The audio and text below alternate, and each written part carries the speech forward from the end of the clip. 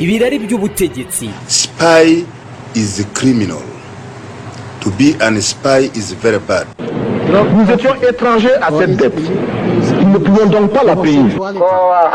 Roza Kabuye bitaba ibyo tugatangira kuboyikota produits z'Abafaransa muri East Africa.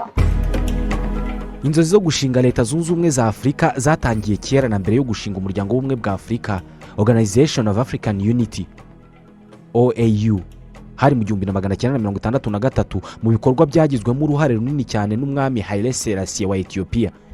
Mu 1960 ubwo inkubiri y'ubwigenge bw'ibihugu byahoze bikoronijwe n'abanyaburayi yahuhaga ku mugabane wa Afurika, cyari igihe cy'intwari zabohoye ibihugu n'abayobozi bakuru b'imitwe y'abarwanyi yagejeje henshi mu bwigenge. Aba bose bashyize hamwe bumva ko kwihuza kw'ibihugu byose ku mugabane wa Afurika ari bwo buryo bukomeye bwo kurwanya abakoloni burundu. Umugabane wose byaba ngombwa ukaba igihugu kimwe, Leta Zunze Ubumwe za Afurika. Perezida wa mbere wa Ghana Dr Kwame Nkrumah ni igitekerezo yagarutseho kuva mu 1957 ubwo Ghana yahoze ari Gold Coast yabonaga ubwigenge nyuma yo gukolonizwa n'Abongereza. Yahise azana igitekerezo cyo kwihuriza hamwe kw'ibihugu byose byo ku mugabane wa Afurika. Nkrumah yanditse inyandiko nyinshi agaragaza uko ibi byagerwaho, ndetse atanga urugero, atanga inkunga yose y'amafaranga yo kuzamura ubukungu bwa Guinea Abafaransa banyunyuje mu bukoloni bakayisigira ubwigenge ari igishushushungwa mu 1958. Nkrumah yateye n'indi ntambwe, akoranya inama y'Abanyafurika bose, Pan African Meeting, ihuza abirabura bose n'abiyumvamo inkomoko nyafurika bose, yayise All African People's Conference. Uretse Kwame Nkrumah na perezida wa kabiri wa Misiri Gamal Abdel Nasser yadukanye umugambi nk'uyu wo guhuriza hamwe Abanyafurika bose, byaba ngombwa imipaka ikavaho, umugabane wose ukaba igihugu kimwe. Ndetse na perezida wa mbere wa Tanzania Julius Nyerere akagaragaza ko bikwiye ko habaho ubumwe bw'Abanyafurika bose, United Africa. Abategetsi b'ibihugu bya Algeria, Guinea, Maroc, Mali ndetse na Libya mu itsinda bise Casablanca Bloc ryashinzwe nyuma ya All African People's Conference muri Addis Abeba mu 1961, ikayoborwa na Nkrumah. Bose bemeje ko bagiye gukora ubukangurambaga mu bihugu byose, bakemera kuvanaho imbibi n'imipaka, ibihugu byose bikajya hamwe mu cyagombaga kwitwa United States of Africa, Leta Zunze Ubumwe za Afurika. Ni izina bakuye mu muvugo wa Marcus Garvey wo mu 1924, Hail United States of Africa. Ibyo bumwe no kwishyira hamwe ku Banyafurika akenshi ngusanga ahubwo bashyira ingufu zidasanzwe mu gushakisha ibi batandukanya. Ntibyateye kabiri bamwe mu bategekaga ibihugu byari byararangije kubona ubwigenge icyo gihe, iki gitekerezo batangiye kucyamaganira kure. Aba bakizo Leta Zunze Ubumwe za Afurika nizibe zirorereye buri gihugu kigumu kwacyo, ibyo turabyanze. Abari nka Leopold Sédar Senghor wari perezida wa Senegal icyo gihe, uvanyeho byinshi nawe yakoze mu kumenyekanisha Ubunyafurika n'imico, ubuvanganzo n'imyemerere ya Kinyafurika. Mu myitwarire uyu nayo yari Umufaransa cyane. Undi ni wari perezida wa Nigeria n'uwa Liberia. Aba bose bati ntibishoboka, ndetse ahubwo na Ethiopia yari ishyigikiye cyane ibyo gushyiraho OAU, ntabwo yashyigikiye Leta Zunze Ubumwe za Afurika nk'igihugu kimwe ku mugabane wose. Aba nabo bahindutse irindi tsinda bitwa Monrovia Bloc. Abo ngo bumvaga ubwo bumwe atari ikintu cyo kwihutirwa no guhubukira, ngo n'ubumwe bwari kuzagerwaho bwumvikanwaho buhoro buhoro, bugahera mu bihugu bituranye, akaba ari byo bibanza kwihuza gutyo imiryango bihuriramo nayo ikazihuza n'andi matsinda y'ibihugu, bigakorwa buhoro buhoro, atari ukuvuga ngo bihite bishyirwa mu bikorwa ko kanya Afurika yose ihinduka igihugu kimwe. Bati dushyire hamwe twumva ibintu kimwe, ibyo ntawe ubyanze, ariko Afurika iguma ari umugabane urimo ibihugu bitandukanye byigenga ariko bifite politiki ngari twese twumvikanaho, n'ubundi ntibizatubuza kugira ijwi rinini muri politiki mpuzamahanga. Mbere y'uko umuryango w'ubumwe bwa Afurika OAU ushingwa, inama ebyiri kuri ingingo zabereye muri Sanikeli muri Liberia na Addis Ababa muri Ethiopia mu 1959 n'1960. Hakurikiraho guhurira muri Ethiopia mu nama yavuyemo ishingwa rya AU mu 1963. Umwami Haile Selassie yaharaniye cyane ko uyu muryango ushingwa, kugeza atanze akayabo ka miliyoni 2 z'amadolari y'Abanyamerika y'icyo gihe ngo aba bategetsi b'Abanyafurika bajye babona inyubako ikwiye bahuriramo muri iyi migambi. Abakuru b'ibihugu 32 by'Abanyafurika byari bimaze kubona ubwigenge bitabiriye inama yagombaga kuvamo ubwumvikane bwa nyuma bushinga OAU. Muri bo abari bibumbiye muri Casablanca Bloc bashyize imbere politiki ya Nkrumah y'uko Afurika yose yashyira hamwe igategekerwa hamwe nk'igihugu kimwe, mu gihe abandi nka Gamal Abdel Nasser wa Misiri, Ahmed Ben Bella wa Algeria na Sékou Touré wa Guinea bagaragazaga ko abakoloni bose bagomba guhambira utwangushye bakava ku mugabane wa Afurika ubutagaruka na rimwe. Bitaba ibyo ibihugu byari bimaze kubona ubwigenge bikishyira hamwe bikajya kubirukana mu bindi byari bigikolonijwe. aba ni nabo bari bashyigikiye cyane ko Afurika yishyira hamwe nk'igihugu kimwe aho kuba umugabane. Muri Monrovia Block nabo bati ibyo bintu twe ntabyo dushaka, n'ubundi ntibuzigera bugerwaho hatabanjwe kubaho ubuhahirane mu by'ubukungu kandi ku kigero kiri hejuru. Noneho tukabona no kumvikana ku by'imipaka ikabanza ikavanwaho mu buryo bw'ubukungu, imisoro n'amahoro kuri za gasutamo ikabanza kuvanwaho, abanyafurika bose bakajya gukorera aho bashaka. Icyo gihe ubwo bumwe n'ubwumvikane mu rwanira mutyo buzanizana ubwabwo ahubwo. Mu mpaka zikomeye umwami Haile Selassie wari wabakiriye yabaye nk'uca urubanza, nawe abogamira ku gitekerezo yari asanzwe ashyigikiye, ati bavandimwe mbabwire rero, mureke ibyo guhuza ibihugu byose bikaba igihugu kimwe cyonyine tube tubiretse. Bizagenda biza buhoro buhoro, kubera ko kuba n'ubundi tutari igihugu kimwe biri mu mateka yacu n'imico yacu. Ubwo rero ntabwo ari ibintu byakoroha ko twava ahangaha twemeje ko ubwo twese duhise duhinduka abanyagihugu bamwe ngo tugire umugabane wose igihugu kimwe. Ati kandi rega niyo twabyumvikana ahangaha tugasohoka tubisinyiye, ntitwibwire ko n'abaturage bahita babyakira uko. Biragoye cyane. Leta Zunze Ubumwe za Afurika zatangiye kugwa zitaranabaho, kubera ko rimwe mu 1964 ikinyamakuru New York Times cyaranditse kita abanyafurika ntabwo bumvikana ku kwishyira hamwe ngo bashinga igihugu kimwe, kubera ko batinya ko Kwame Nkrumah w'ubwishongozi bwinshi nta kindi ashyira imbere uretse inzozi zo kumva ari we ubwo uzahita ahinduka perezida wa mbere w'izo Leta Zunze Ubumwe za Afurika, cyangwa se akazanaba perezida w'icyo gihugu cy'umugabane ubuzima bwe bwose. Nibyo byatumye bagenzi be babyanga. Igitekerezo cyari gishyigikiwe n'umwami Haile Selassie nicyo cyashyizweho umukono n'abari bitabiriye iyo nama hafi ya bose uko bari 32. Hashingwa ahubwo umuryango w'ubumwe bwa Afurika ku itariki ya 25 y'ukwezi kwa gatanu mu 1963. Nyuma yo kugerageza gushinga leta iyoboye umugabane wose nk'igihugu kimwe mu nama yashinze OAU bikananirana, nyuma y'imyaka 44 yose ni igitekerezo cyongeye kuzamurwa mu nama ya 9 ihoraho muri African Union yasimbujwe OAU. Inama yaberaga Accra muri Ghana. Gahunda muri ibi biganiro yari ukuganira guverinoma ihuriweho n'umugabane wose ikaba ari yitegura ishingwa rya Leta Zunze Ubumwe za Afurika nk'uko byemejwe mu nyigo yo mu 2006. Iyi ni inyigo nk'urugero yagaragazaga ko Afurika yose ubwo yagira igisirikare kimwe, ifaranga rimwe na passport imwe. Ibi abari babiri inyuma cyane ni Robert Mugabe wa Zimbabwe na Colonel Muammar Gaddafi wa Libya. Aba bari he harya? Umwe yarishwe, undi arashaje yavanwe no ku butegetsi. Ibyo biganiro muri Accra nabyo byarananiranye. Ibyo gushinga leta ihuriweho hose biranga, ahubwo abakuru b'ibihugu bemeza ko bagiye gushyira umuvuduko mu gushyira ibihugu byabo mu mahuriro y'amasoko ahuriweho mu bukungu n'ubucuruzi, bakubaka inzego neza, ubwumvikane mu bya politike nabwo bukagerwaho. Noneho ubundi iyo leta ikazabona gushingwa, ndetse n'abanyafurika babarizwa ku yindi migabane babigizemo uruhare. Uhereye ubwo amatsinda yagiye ashingwa mu 2007, 2008 na 2009 ngo harebwe iby'ingenzi by'ibanze byakurikizwa mu gushinga guverinoma y'umugabane wose. None haya matsinda yabona byose bishobora kugerwaho, akaba ari yabigaragaza. African Union igahita ihindurwa African Union Authority mu gutegura leta y'abanyafurika bose, ikayoborwa na perezida umwe, vice perezida n'abanyamabanga. Uretse na leta imwe ngo umugabane wose uhinduke Leta Zunze Ubumwe za Afurika, no kwihuriza hamwe ku masoko y'uturere ibihugu bibarizwamo ubwabyo bisa n'ibyagoranye cyane.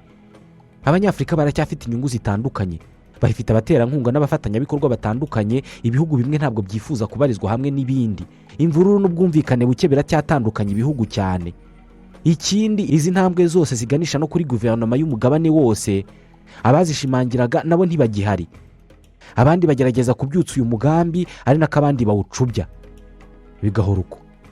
Guhuriza hamwe ibihugu ngo bitegekerwe hamwe, imipaka ikavanwaho kigahinduka nk'igihugu kimwe byarahoze ari bibiri, nabyo n'ubusanzwe ni ikintu kitoroshye. Kugeza ubu ni ibihugu bibiri byonyine byabashije kwihuza, kandi buri kimwe cyari gisanzwe cyigenga ubwacyo bikavamo igihugu kimwe. Ni Tanganyika na Zanzibar byavuyemo Tanzania, nibyo byonyine byabikoze ku mugabane wose, mu gihe nyamara hari ibihugu byinshi bituwe n'abaturage bahurira cyane ku mico imwe, indimi zimwe cyangwa zegeranye cyane, yewe byarahoze ari n'igihugu kimwe bikaza guhindurwamo bibiri ku mpamvu zitandukanye z'amateka na politiki ndetse n'ubukoloni. Ariko ahubwo bene ibi bihugu biteye uko nibyo kenshi byakomeje kureba nayingwe kugeza amagingo aya. Imigambi nk'iyo yo kwihuza ku banyafurika hakavanwaho imipaka ngo Afurika igira ibice binini by'ibihugu byihurije hamwe, ahubwo ni n'imigambi yakuruye inzangano zikomeye, kugeza hajemo n'ibyo kugambanirana no kwicana nko muri iyi nkuru y'urwango hagati ya Kwame Nkrumah na Sylvanus Olympio. Ubwo Ghana yabonaga ubwigenge bwayo mu 1957, perezida wayo wa mbere Kwame Nkrumah yaravuze ati ubwigenge bw'iki gihugu ntacyo bwaba bumaze na gito mu gihe Afurika yose yaba itarava mu maboko y'abakoloni. Yabivuze n'ubundi agaruka ku gitekerezo cya Afurika itegekewe hamwe nk'igihugu kimwe. Yabigarutseho no mu gitabo cye Africa Must Unite, aho guverinoma y'umugabane wose kuri we ngo yagombaga kuba imwe, ikaba ari nayo iyobora Leta Zunze Ubumwe za Afurika. Afurika nk'igihugu kimwe. Iki gitekerezo kikizana gusa uwamuhagamye bikomeye bwa mbere ni perezida wa mbere wa Togo Sylvain Olympio. Ati Nkrumah, nkubwiza ukuri muvandimwe, ibyo urimo ntabwo bizigera bigerwaho na rimwe, urarota uhagaze. Akivuga ibi byarabateranije cyane mu gihe nyamara bombi bari bafatanije mu rugamba rwo gufasha ibindi bihugu bituranye nabyo kugera ku bwigenge. Guhangana hagati ya Nkrumah na Olympio bivuka ubwo kugera ku munota wa nyuma. Guhangana hagati ya Nkrumah na Olympio byatangiye mu myaka y'1950 nubwo Gold Coast yari hafi kwigenga igahinduka Ghana. Igice kimwe cy'iyi Gold Coast cyitwaga Transvolta Togoland cyahoze kibarizwa muri Togo yahoze ari koloni y'Abadage. Aba baje no gutsindwa mu ntambara ya mbere y'isi bamburwa koloni zabo muri Afurika, nuko Togo icibwamo ibice n'umuryango w'abibumbye wari League of Nations. Icyo gihe igice kimwe cya Togo cyahise gihabwa Abafaransa, ikindi gihabwa Abongereza. Abongereza banze kwakira Togoland, basaba ko yabanza ikomekwaho n'intara ya Transvolta bigahuzwa na Gold Coast. Ibibazo byaje kuvuka ubwo Gold Coast yenda kubona ubwigenge, hibazwaga niba intara ya Transvolta nayo iza kuguma aho ngaho ikazabarizwa muri Ghana nshya, cyangwa se niba ahubwo yajya ku ruhande ikazasubizwaho yahoze kuri Togo, cyane ko nayo yari mu nzira yo kwigenga. Nkrumah na Olympio aha niho batangiye guhanganira cyane byeruye.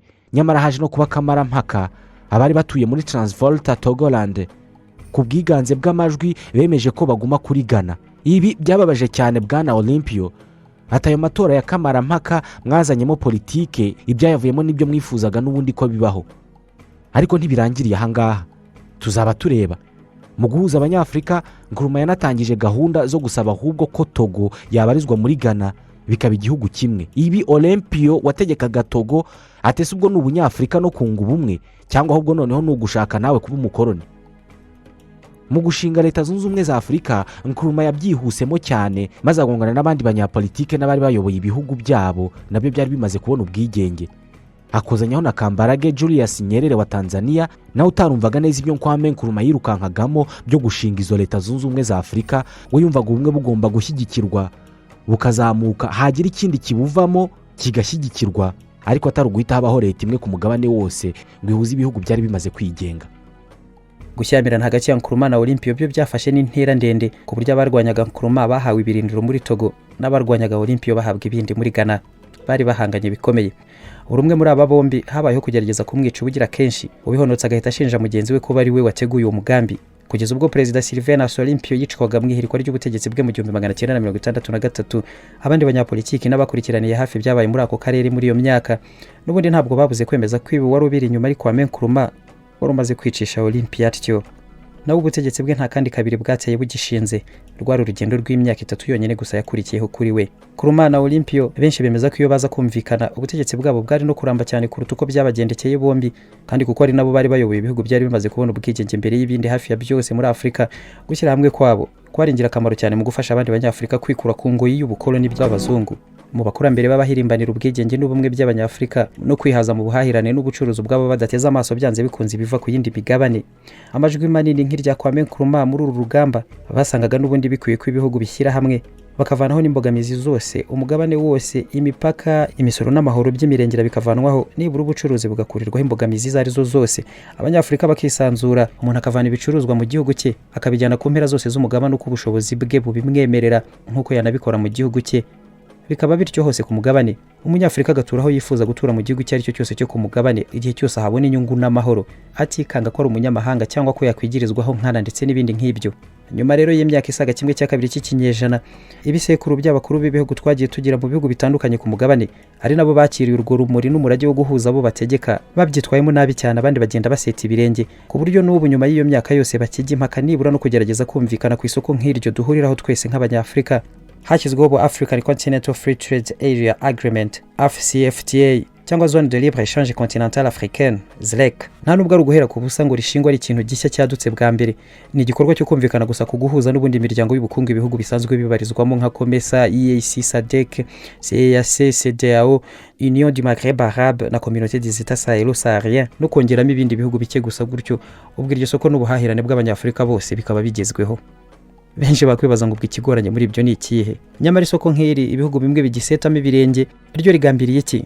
Ni ugukora ku buryo ibihugu by'abanyafurika bicuruza hagati yabyo mbere yo gucuruza n'indi migabane, ku buryo iki gikorwa cyo gucuruza hagati yabo ubu kikiri kuri 15% byonyine, mu gihe nyamara Afurika icuruza ku mpuzandengo ya 47% n'abanyamerika, 61% n'abanyaziya na 67% n'abanyaburayi.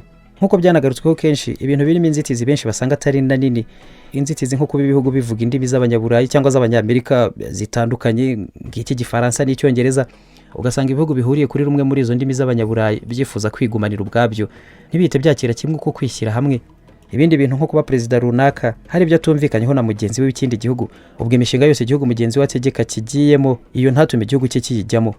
Ubwumvikane buke abandi basanga butanashingiye ku bintu binini bugakomeje kuba imbogamizi ikomeye cyane ku bumwe n'ubuhahirane by'abanyafurika.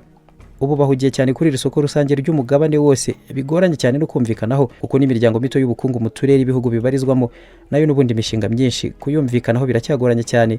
Rimwe bamwe batsireka dushyire hamwe dushinga igikorwa runaka nk'umuryango wose ibihugu bigihurireho, ibihugu bimwe bigahita bibyivanamo bikanadindiza cyane urugendo rwo kwihuriza hamwe mu turere ibihugu 4, 5, 6 gutyo bibarizwamo.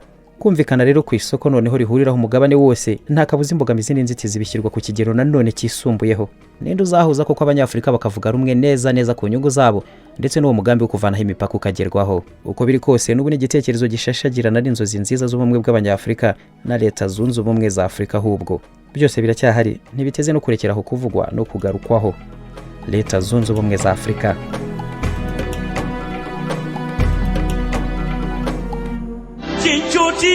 Ibirari by'ubutegetsi. Spy is criminal. To be an spy is very bad. Nous étions étrangers à cette dette. Nous ne pouvions donc pas la payer. kuba bafunguye Roza Kabuye bitaba ibyo tugatangira kuboyikota produits z'abafaransa muri East Africa.